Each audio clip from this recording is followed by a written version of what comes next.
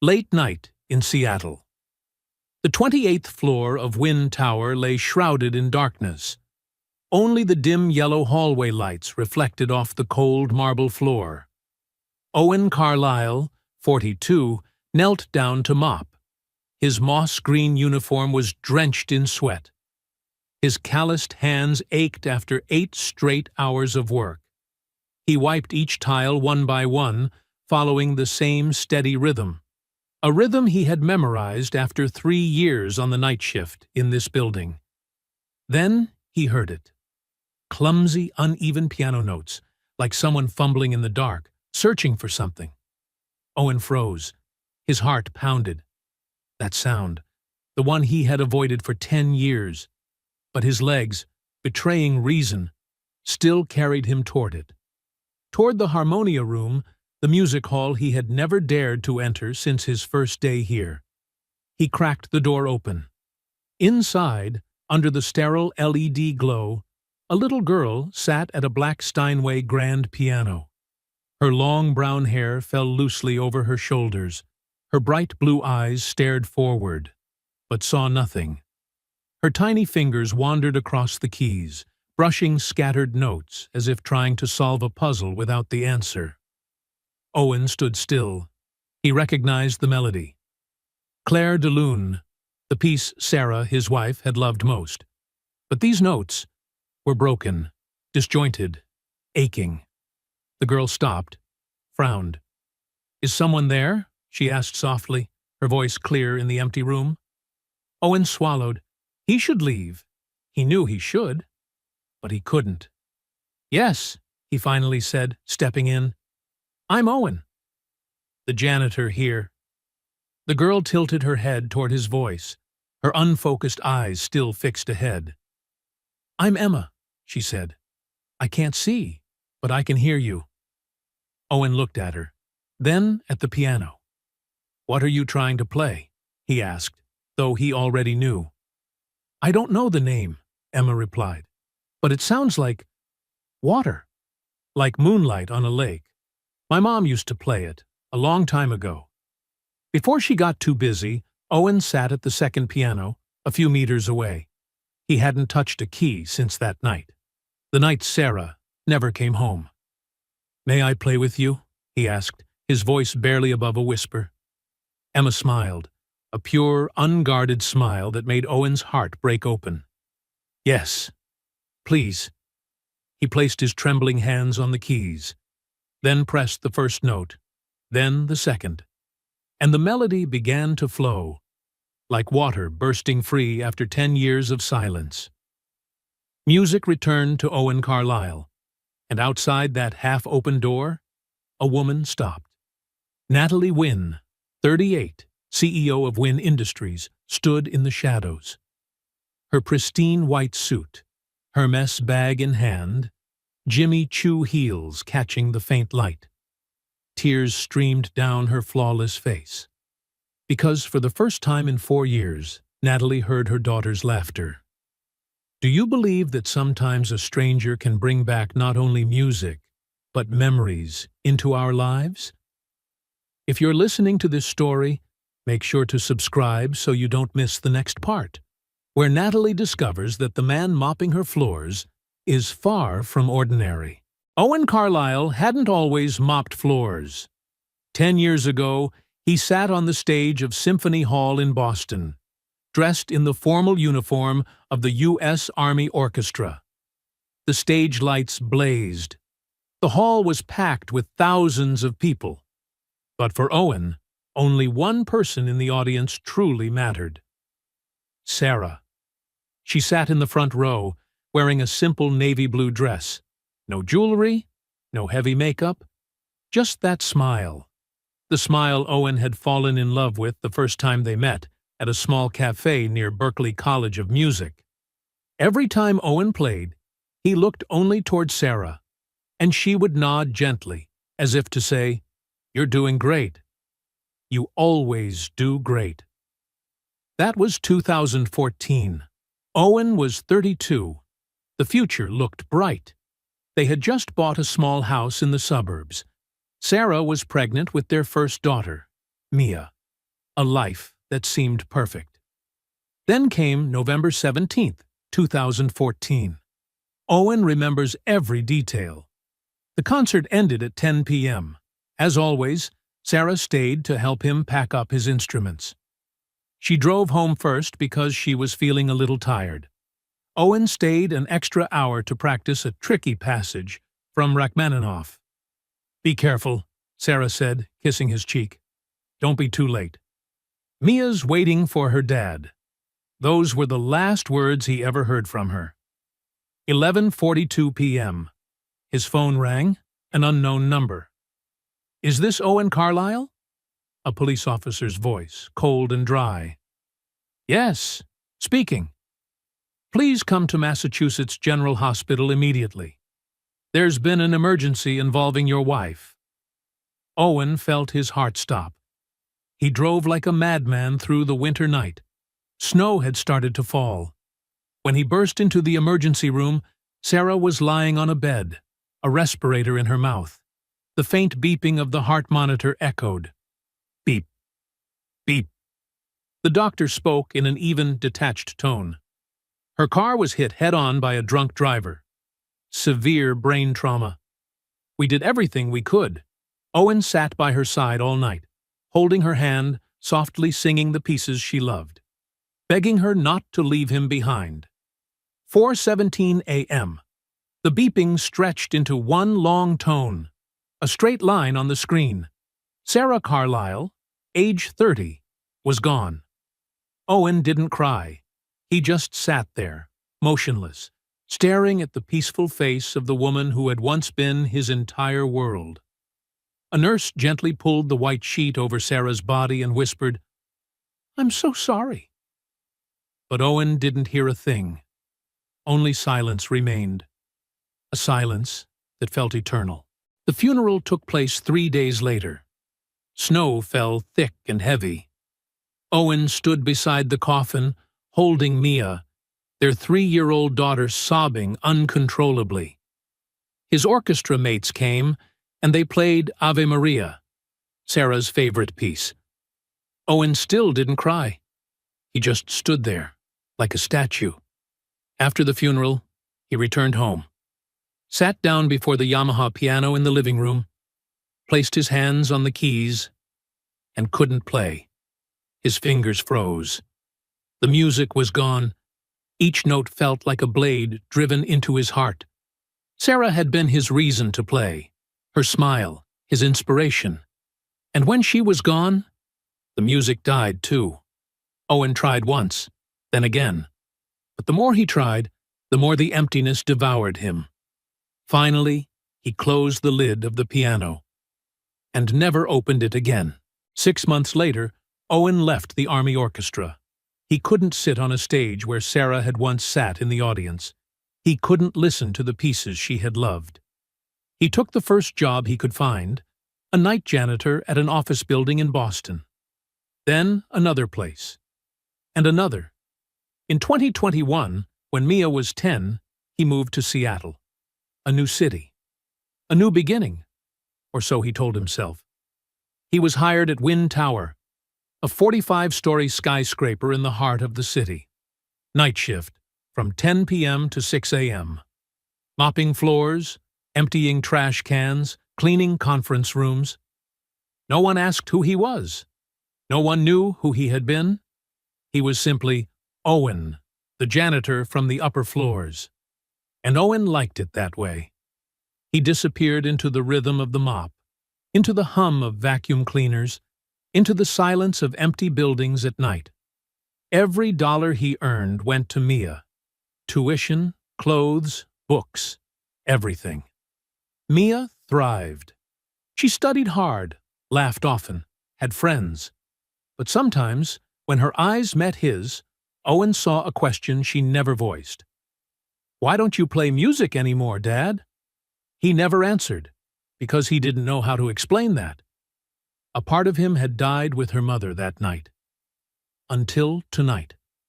When Owen heard those scattered piano notes coming from the harmonia room, something inside him awakened. Something he thought was gone forever. And when he sat beside the piano, when he played alongside Emma, for the first time in 10 years, Owen Carlyle felt alive again. Emma Wynne was not born blind. She remembered colors. She remembered her mother's face when she smiled. She remembered the yellow butterflies fluttering through the sun-drenched garden of their old home. That was when Emma was 6. Her family had just moved into a new mansion on Queen Anne Hill, the wealthiest neighborhood in Seattle. Her father, David Wynne, had just founded Wynne Industries. Her mother, Natalie, served as the company's chief financial officer. Emma remembered that morning vividly. Sunlight streamed through the curtains.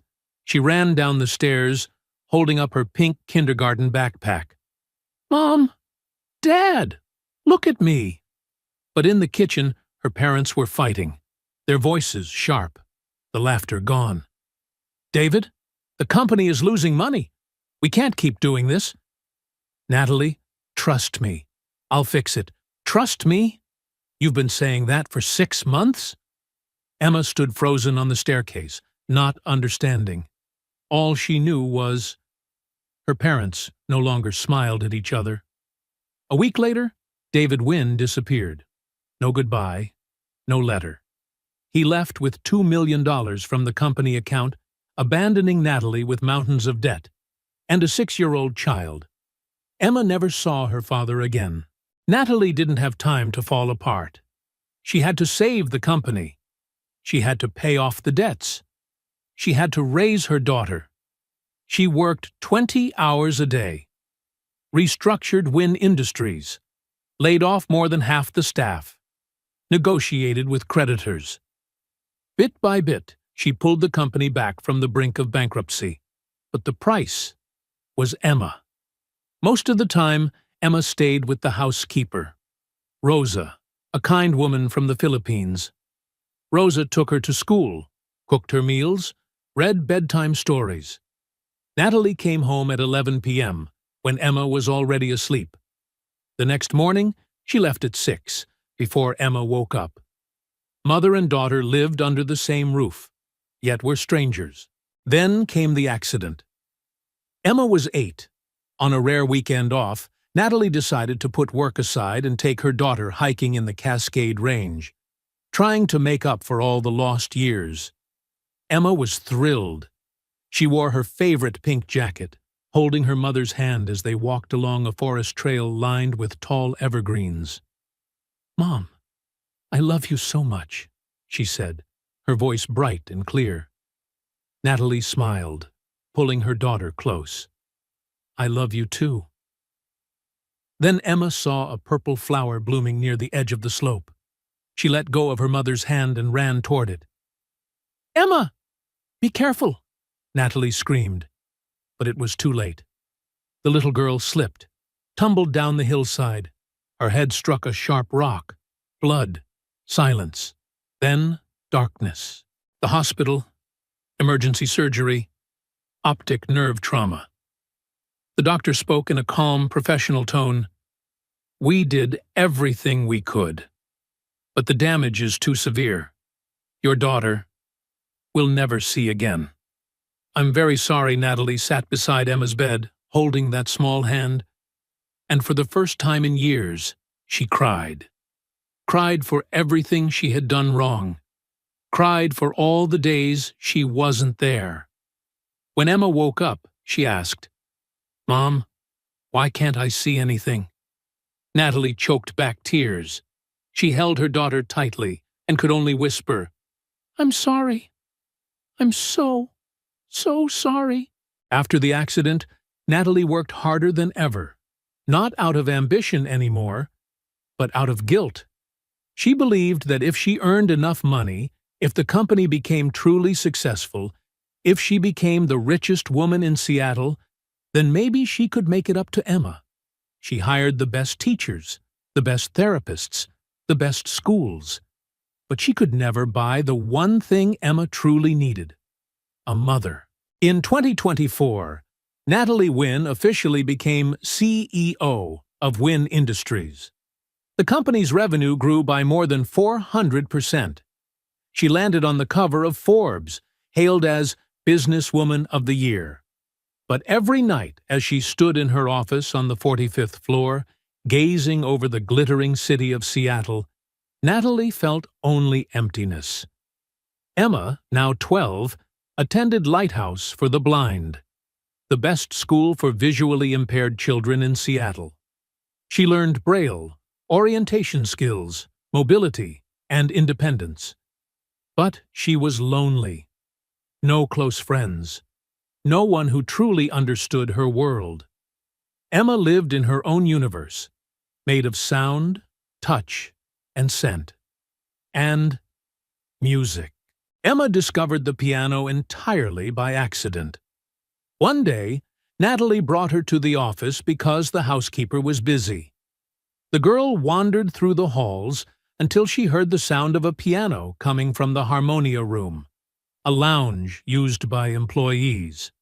She stepped inside, touched the cool, smooth keys, pressed one note, and then Emma was enchanted. From that day on, she taught herself. No teacher, no sheet music, no Braille notation, only her ears and her heart. Every evening, while Natalie worked late on the 45th floor, Emma asked permission to go down to the harmonia room. Natalie agreed, thinking at least her daughter had something to do, but she had never truly listened to Emma play, until tonight. The night she stood outside the harmonia room door, hearing her daughter play and laugh. Not just that. Emma was playing with a stranger, a man in a janitor's uniform whom Natalie had never once paid attention to. And in that very moment, Natalie understood. That man had given Emma something she, the perfect mother on paper, never had. He had given Emma happiness. From that night on, Owen began teaching Emma. He never asked for permission, never told his supervisor. He just came. Every night, after finishing his cleaning rounds, he'd go up to the 28th floor, open the door to the harmonia room, and Emma was always there, waiting. "Mr. Owen!" the girl called out, her voice bright as glass. "Hello, Emma," Owen replied, sitting down by the piano. "So, what are we learning today?" Lesson 1. Feeling. Not seeing. "You can't see the notes," Owen said, "but you don't need to. Music doesn't live on paper, Emma. It lives here." He placed a hand over her chest. "Right in your heart." Emma frowned. "But how will you teach me if I can't see?" Owen thought for a moment, then said, "Then we'll both close our eyes." "But I've already closed mine forever," Emma giggled. Owen laughed softly. "That's true. Then I'll close mine too." He shut his eyes and placed his hands on the keys. "Now I'll play a melody. You tell me what it feels like." He played a few notes, gentle, sad, but tender, full of hope. Emma listened, then whispered, "It sounds like someone remembering something beautiful, but sad because it's gone." Owen's heart tightened. "Exactly," he murmured. "You got it." "Got what?" "Music isn't about technique," Owen said. "It's not about hitting the right notes. It's about telling a story, sharing emotion. When you play, you're giving the listener a piece of your heart." Emma nodded slowly. "So, I have to feel it before I play?" "Exactly." From then on, every lesson began with the same question. "How do you feel today?" If Emma said happy, they played cheerful tunes. If she said sad, they played slow, somber melodies. And when she said, "I don't know," Owen would simply smile. "That's okay. The music will help you find out." Lesson 2. The Colors of Sound. One evening, Emma asked, "Mr. Owen, what does a sunset look like?" Owen froze. He looked into those blue eyes that no longer saw the golden light of dusk, then swallowed and said softly, "A sunset is like a slow piece of music. It starts with yellow, bright and high, like treble notes, then turns orange, warm and gentle, then red, passionate and strong, and finally, purple, mysterious. Like a whisper, Emma tilted her head, listening. I think I get it. Colors are like different notes, aren't they? Exactly, Owen smiled. And you know what? You can still see colors, in your own way, through sound. He played a chord progression. This is blue, calm, cool. Then another. And this is red, fiery, full of life. Emma giggled.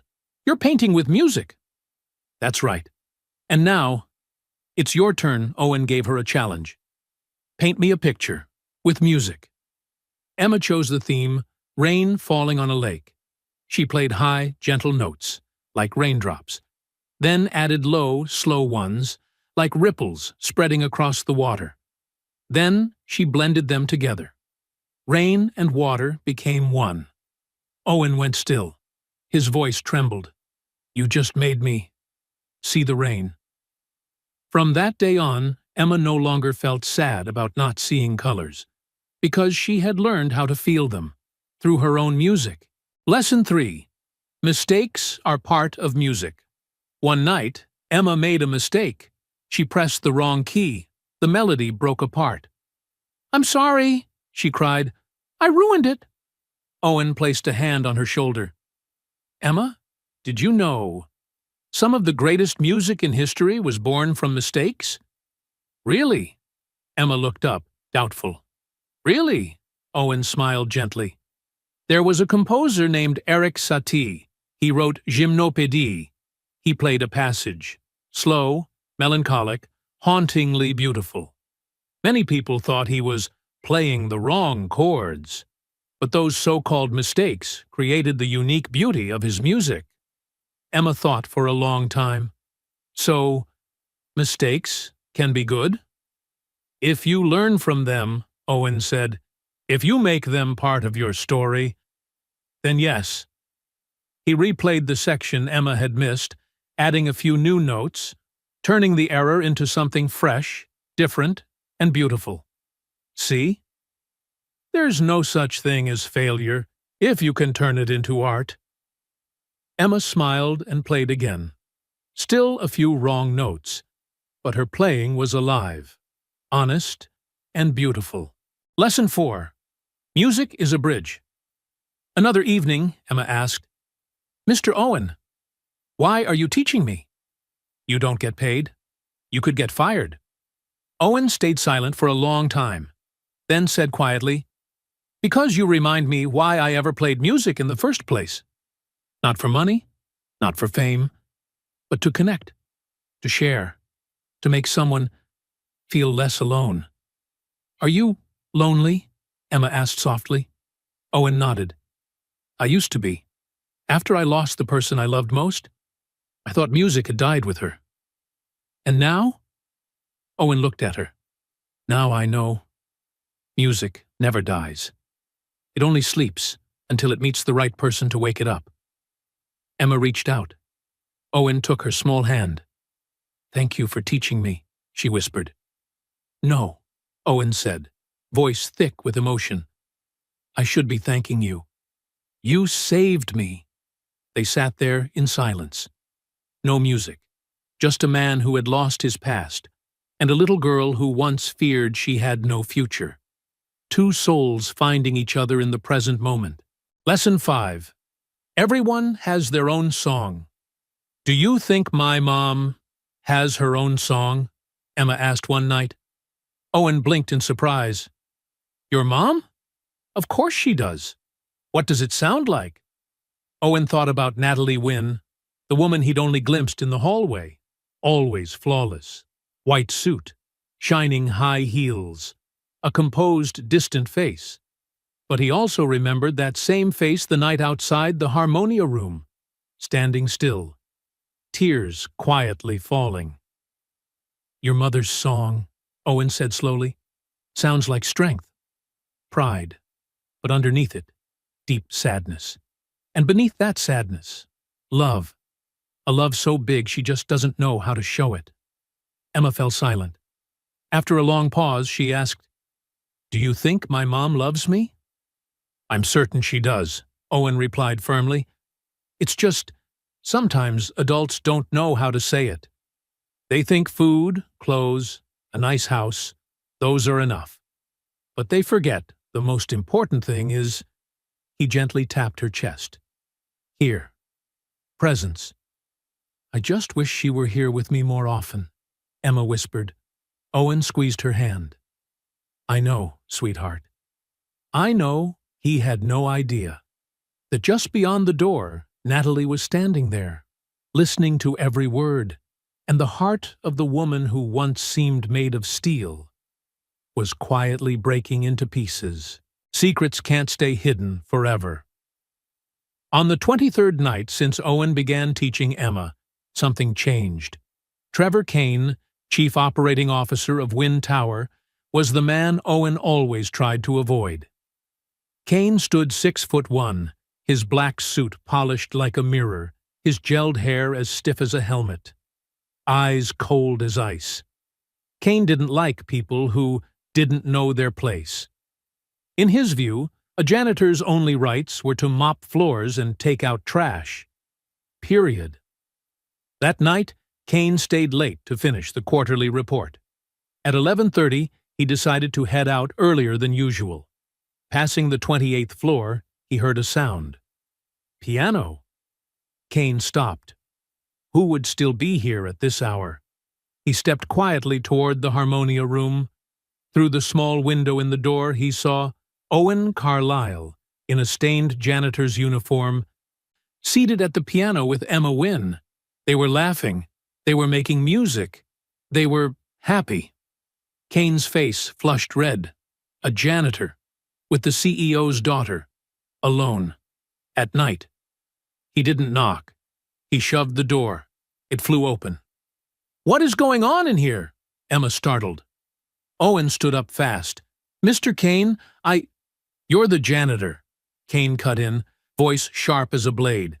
"You're paid to mop floors, not to do anything in here with a child." "He's teaching me to play," Emma said, her voice trembling. "I asked him to teach me." Kane looked at Emma, then at Owen. "Do you have any idea how this looks? A grown man, alone with a child, after hours?" "It's not what you think," Owen said, keeping his voice level. "Emma is lonely. She needs someone." "What she needs is none of your business," Kane snapped. "You've broken at least 5 rules. You're not authorized to be in this room. You're not allowed to interact with management's family. And most importantly, you are not permitted to be here after hours without supervision." Owen's heart sank. "Mr. Kane, please, I haven't done anything wrong." "Security!" Kane turned to the door, pressing his radio. 28, Harmonia Room, immediately!" Emma sprang up, reaching for Owen. "No, don't take him. He's my friend." "You should go home," Kane said icily. "And you—" He looked at Owen with disdain. "You're finished here." 2 security guards arrived. One was Marcus, the guard Owen greeted every night, who now looked uneasy. "Escort him out," Kane ordered. "Revoke his badge. Put his name on the blacklist." Marcus stepped closer. "Owen, you need to come with us." Owen looked at Emma. She was crying. "Mr. Owen." "Don't go," she whispered. Owen knelt, hugging her. "Listen, Emma, you have to remember what I taught you. Music isn't on paper, and it isn't only in the keys. It's here." He touched her heart. "No one can take it from you." He pulled a small slip of paper from his pocket. "This is my phone number. If you need me, call. Promise me?" Emma nodded, clutching the paper. Kane strode over and tore it from Emma's hand. "This isn't allowed either." "What kind of person are you?" Owen stood, voice shaking with anger. "A child is lonely, and you—" "What kind of person are you?" Kane barked. "Exploiting a disabled child to satisfy—" "What? Your ego? You want to feel important?" play the hero? He's not exploiting me, Emma shouted. He's the only one who sees me. Kane ignored her. He nodded at Marcus. Take him away. Marcus and his partner took Owen by the arms. They escorted him out. Owen looked back at Emma one last time. She stood alone, tears streaming down her cheeks. I'm sorry, Owen whispered. I'm so sorry. They brought Owen down to the lobby, then into HR. Trevor Kane followed behind, making a call. Yes, Ms. Wynne. I need to report a serious incident. Owen sat on a hard plastic chair and waited. He knew what was coming. Termination. No reference. Finding work would be even harder. But the worst part wasn't losing the job. It was losing Emma. Half an hour later, Natalie Wynne walked in, still in her white suit, but her hair was a mess, as if she'd been running. Her eyes were red. She looked at Owen, then at Kane. Explain, she said, trying to keep her voice steady, though it trembled. Kane began. He painted Owen as a predator, a suspicious man exploiting a vulnerable child. The words piled up. Inappropriate, dangerous, serious violation. Natalie listened, her face unreadable. When he finished, she turned to Owen. Do you have anything to say? Owen drew a long breath. I didn't do anything wrong. I was teaching your daughter to play the piano. Emma is lonely. She needs someone. And I need her just as much as she needs me. You need my daughter? Natalie asked, her voice cold. Owen realized how that sounded. Not like that. I mean, I used to play the piano, long ago. After my wife died, I couldn't play anymore. But Emma, she helped me find a reason to play again. She reminded me that music isn't perfection, it's connection. You lost your wife? Natalie asked softly, her tone gentler. Yes, 10 years ago. A car accident. Natalie was silent. Kane cut in. Ms. Wynne, his personal situation is irrelevant. The fact is, Trevor, be quiet, Natalie said, eyes still on Owen. I want to hear him. Owen continued. Emma asked me why I teach her. I told her she reminds me. Music is a gift, not something to hoard, but to share. I don't want anything from Emma. Not money, not recognition. I just want her to know she isn't alone. Natalie turned away, her shoulders shaking. She wiped her tears quickly. Then she faced them again, voice firm. Trevor, you were right to report it. But from here, I'll handle this myself. But Miss Wynne? I said I'll handle it, Natalie repeated, this time glacial. You can go. Thank you for keeping watch. Kane was displeased, but he couldn't argue with the CEO. He shot Owen a warning look and left. The door closed. Natalie sat across from Owen. Do you know my daughter is blind because of me? She asked quietly. Owen froze. I didn't know. We went hiking. A rare weekend I was free. Emma slipped, fell down the slope. I couldn't catch her. Natalie paused, her voice breaking. I wasn't there when she needed me. And now, I try to make up for it with everything. The best school, the best teachers, but I still haven't given her the one thing that matters most. What's that? Owen asked softly. A mother's presence, Natalie whispered. And you, a stranger, gave my child what I couldn't. Ms. Wynne, call me Natalie. Owen nodded. Natalie, I'm not trying to replace you. I just saw a lonely little girl and thought of my own daughter. Mia is 12 too. After my wife died, I worked 3 jobs to raise her. But many times, I wonder if it's enough. If food and clothes are enough, when what she really needs is a father who's present. Natalie looked at him, and for the first time, she saw him. Not a janitor, a person, a father, someone struggling just like her. "You're not fired," she said. Owen stared. I'm not." "No. But you also can't keep working as a janitor." Owen's heart sank. So it was still the end, just in another form. Then Natalie said, "I want to hire you as Emma's private music teacher. Officially. Fair pay. A clear contract." Owen thought he'd misheard. "Are you serious?" "Absolutely. My daughter needs you. And I think—" Natalie hesitated, then went on, "I think you need her, too." Tears spilled over. For the first time in 10 years, Owen cried. Not from pain, but from relief. From hope. "Thank you," he whispered. "Thank you." Natalie smiled. A real smile. Not a boardroom mask. "No, thank you. For reminding me that my child doesn't need a perfect mother. She needs a present one." But not everyone was pleased. Trevor Kane sat in his office, seething. He couldn't stomach it. A janitor. Yes, a janitor. Being favored? Promoted into some special role? It wasn't fair. It broke the order. And Kane lived for order. He opened his laptop and began typing an email to the board of directors. "Dear board members, I wish to report an inappropriate action by CEO Natalie Wynn." 3 days later, Owen officially started his new job.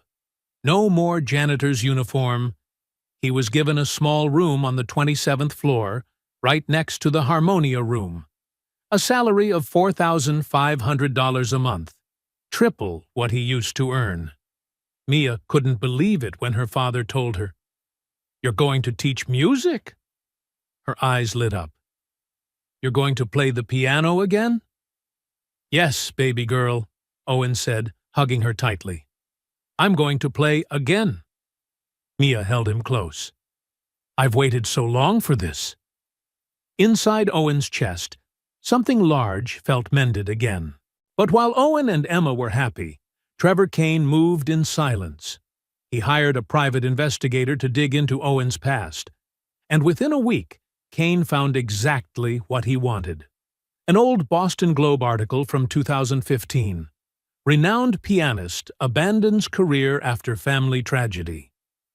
The article told the story of Owen Carlisle, former member of the U.S. Army Orchestra, who had left music after his wife's death. But one detail made Kane stop. Carlisle missed several performances in the months leading up to his wife's passing, causing tension with orchestra management. Kane smirked. The weapon he needed was right there. He drafted a second email. This time, not to the board of directors, but to the Parent Association of the Lighthouse for the Blind, where Emma studied. Subject: Safety concern. Regarding Wynn Industries, music instructor, dear parents, I am writing to raise a concern about the safety of our children. A man named Owen Carlisle is currently employed by Wynn Industries as a music instructor. However, he has a concerning background. Abruptly resigned from a professional position, spent 10 years as a janitor for unclear reasons, interacts with children without a teaching license. No publicly verified criminal background check. I urge us to demand clarification from Wynn Industries regarding this decision. The email was sent. The storm began. 2 days later, Natalie received over 50 protest emails from parents. Some demanded Owen's termination. Others threatened to withdraw their children from Wynn's educational programs. The board of directors called an emergency meeting. "Natalie, you must understand," said Robert Chen, the chairman, sternly. "We can't risk the company's reputation over a personal decision." "This isn't a personal decision," Natalie replied firmly. "It's the right one." "Mr. Carlisle lacks a teaching certificate," added Margaret Foster. "He has no formal experience with disabled children. And more importantly, he has a history of instability." "What history?" Natalie demanded. Margaret slid a folder across the table. Kane's objective report, laced with subtle insinuations. Natalie skimmed through it, her face flushed with anger. "This is defamation," she said. "Trevor Kane deliberately twisted—" "Ms. Wynne," Robert interrupted calmly, "we're not questioning your intentions. But you must see our point. We can't defend this publicly." "So, what do you want me to do? Fire an innocent man because of rumors?" "We want you to reconsider," Margaret said. "Or at least find a candidate with proper qualifications." Natalie looked around. Every board member avoided her eyes. Their minds were made up. She stood. "I'll think about it.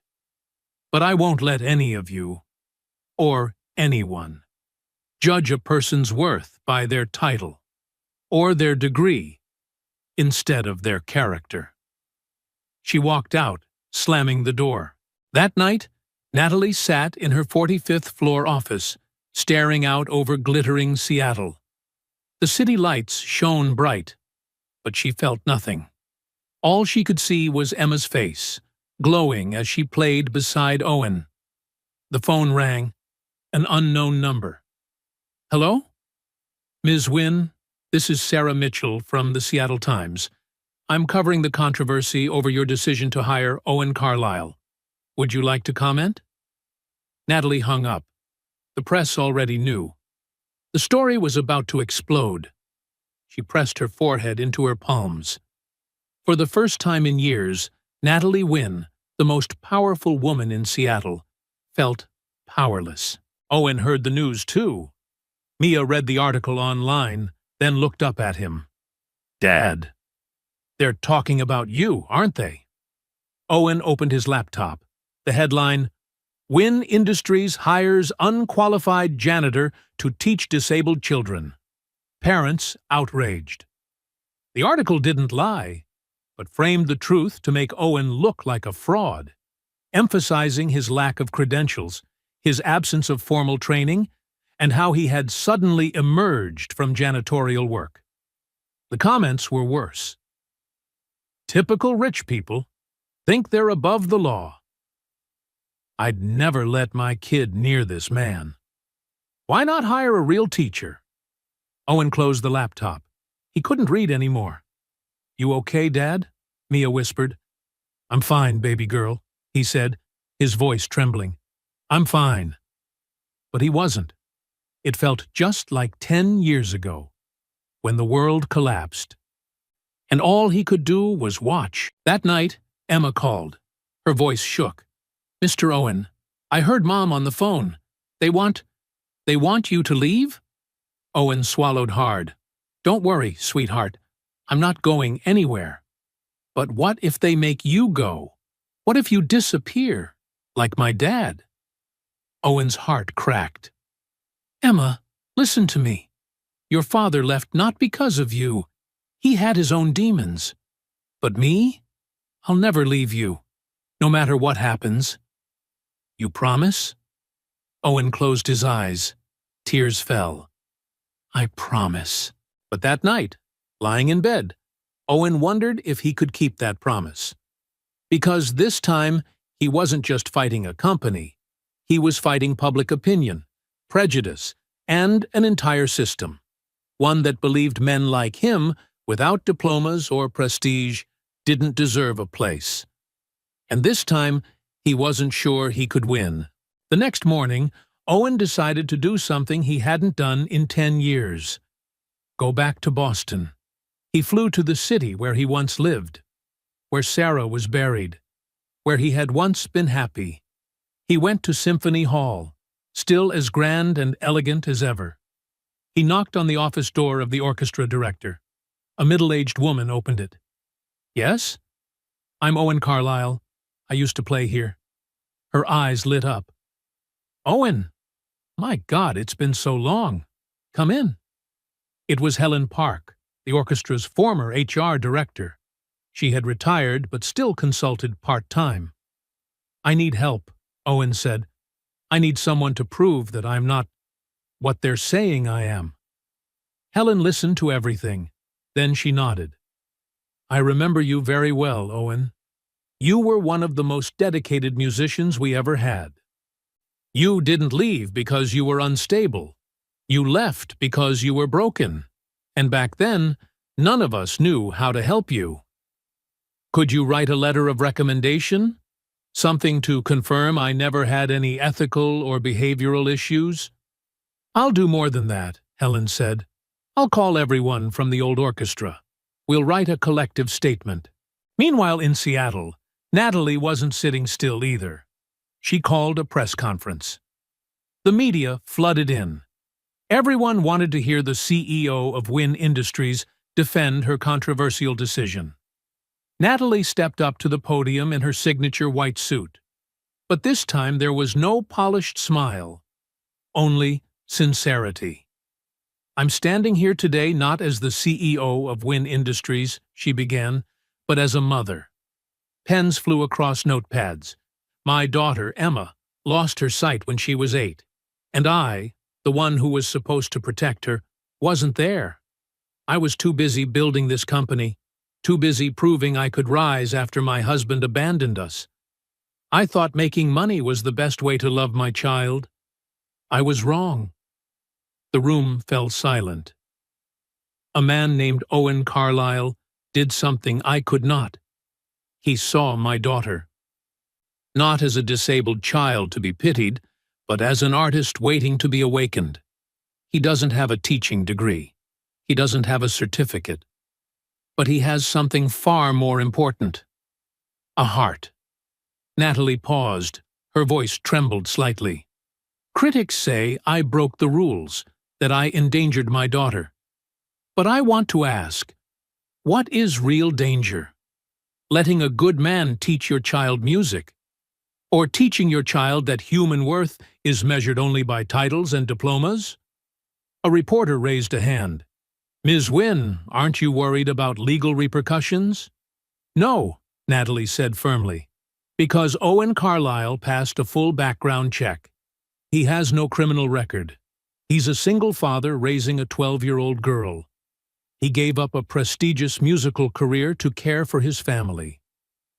And now he's being judged unfairly simply because he once worked as a janitor. So what's your message then? Another reporter asked. Natalie looked straight into the cameras.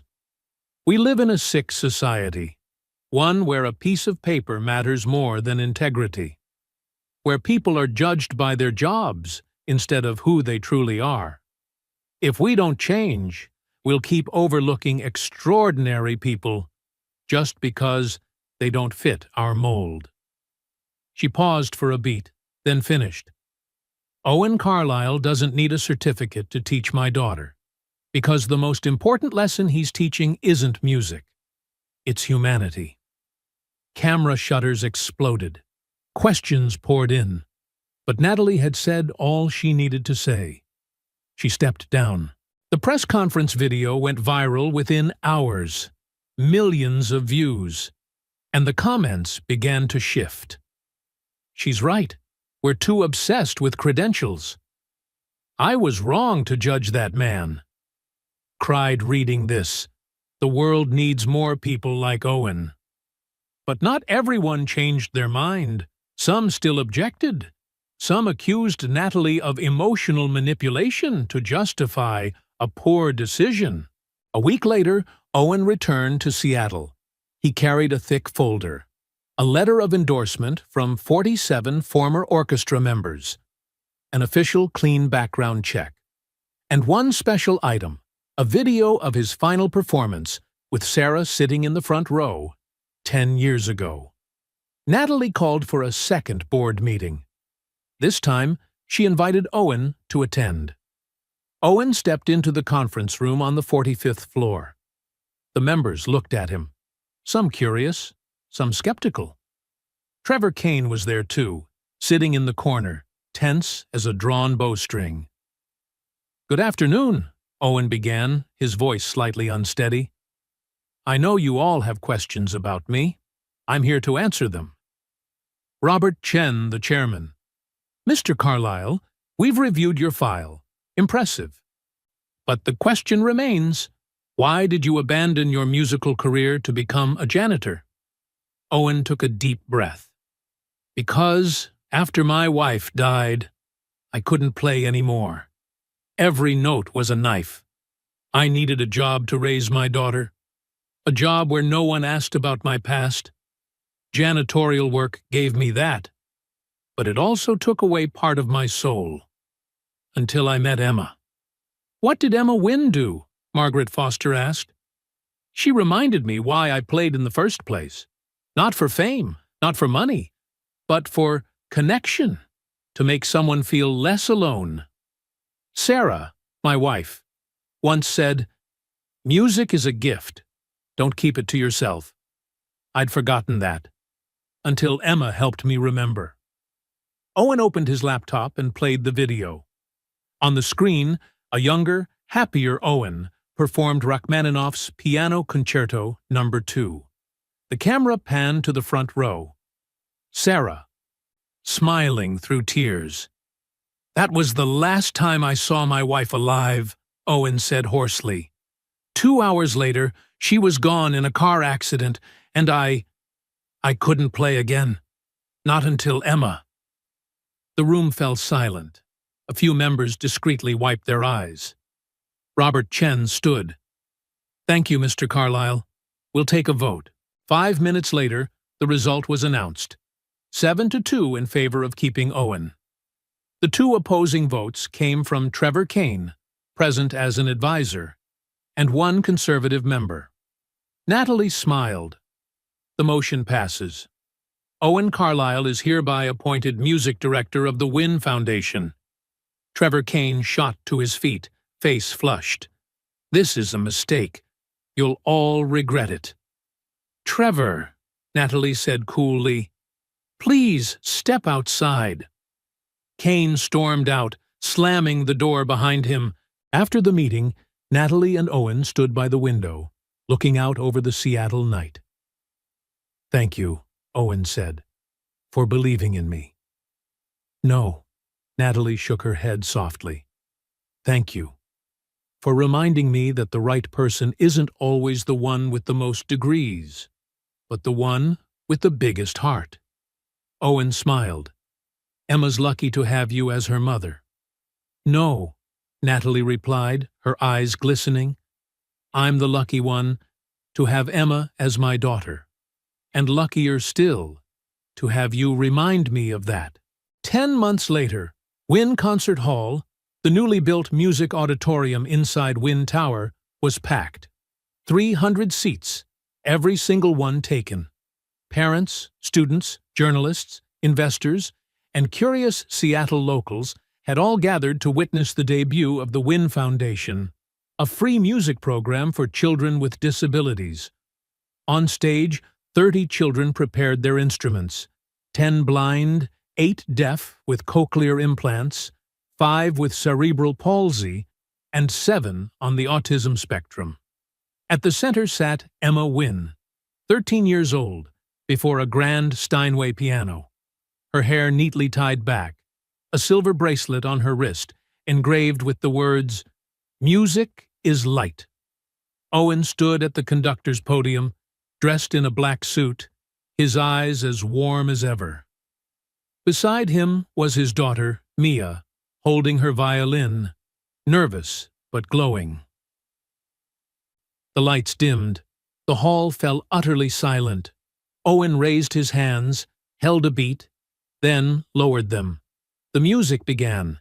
It was an original symphony titled "The Things We Cannot See," composed by Owen, inspired by Emma. The opening melody came from Emma's piano, gentle, fragile, yet full of life. Each note poured out like the story of a girl who had found light in darkness. Then the orchestra joined in. Violins, cellos, flutes. Every child played their part, imperfectly, but sincerely, and together they created something heartbreakingly beautiful.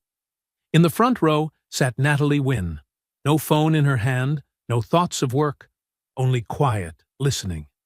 Tears slid down her cheeks. She didn't wipe them away.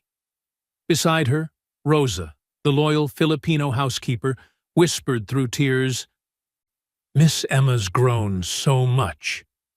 "Not just Emma," Natalie smiled softly. "All of us have." The music swelled. Emma launched into a fierce solo, pouring out everything she had ever felt.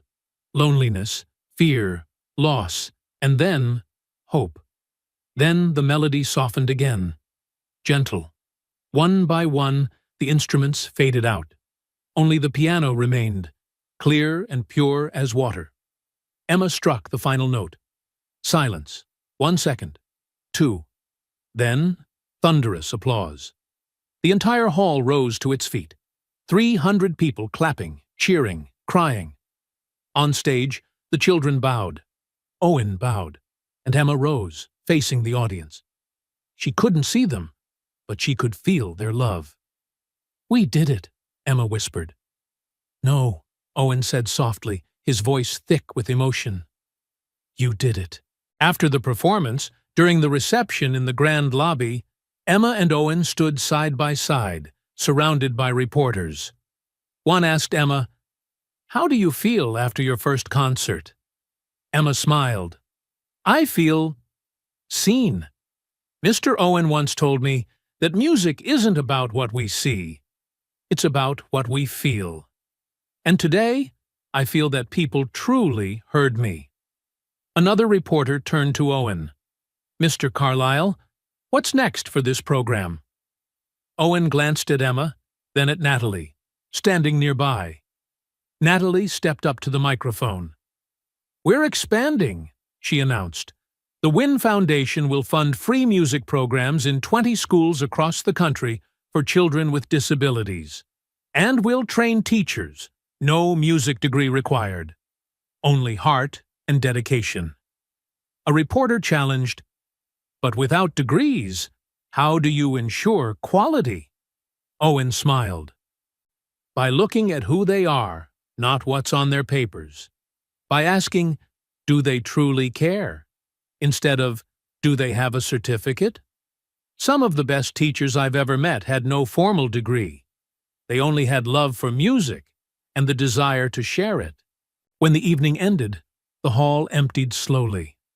Owen, Natalie, and Emma remained on stage, surrounded by quiet rows of empty seats. "Thank you," Emma said, holding both their hands, "for believing in me." "No," Natalie said, gently squeezing her daughter's hand. "Thank you for teaching me how to love the right way." Emma turned to Owen. "And thank you for not giving up on me, even when everyone said you should go." Owen embraced her. "I made a promise, and I kept it." They sat there, a mother who had learned to be present, a girl who had learned to see with her heart, and a man who had learned how to live again. Outside Wynn Tower, Trevor Kane stood staring up at the building he once called his own. He'd been fired 3 months earlier, not for sabotaging Owen, but for leaking internal data to a competitor. Natalie herself had led the investigation. Kane didn't just resent Owen. He envied Wynn Industries' success. Now he was unemployed, his reputation ruined. No company in Seattle would hire him. His phone rang.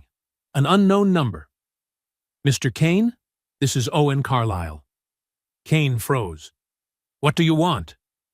"I heard you're looking for work. The Wynn Foundation needs an operations director. The pay's modest, but it's a chance to start over. Would you be interested?" Kane went silent. "After everything I did to you, why would you help me?" Owen paused. "Because someone once gave me a second chance when I didn't deserve it either. And I believe everyone deserves a chance to change. The question is, do you want to?" Kane closed his eyes. For the first time in years, he felt true remorse. "Yes," he whispered. "I do." "Good. Meet me Monday. We'll start again." Some lessons in life aren't taught in classrooms. They come from unseen moments, from choosing what's right when doing wrong would be easier, from seeing people or choosing not to. Owen Carlyle didn't need a degree to teach Emma Wynne, because the greatest lesson he ever taught wasn't about music. It was this: a person's worth isn't measured by titles. It isn't defined by certificates. It's revealed through action, presence, and kindness. And sometimes, the most important person in your life isn't the one in the corner office on the top floor, but the one quietly mopping the floors at night, the one you never notice until they change everything. Based on true stories of unlicensed teachers who change their students' lives forever. Subscribe if you believe that music and kindness can heal what the eyes cannot see. Thank you for staying until the very end, and see you in the next story.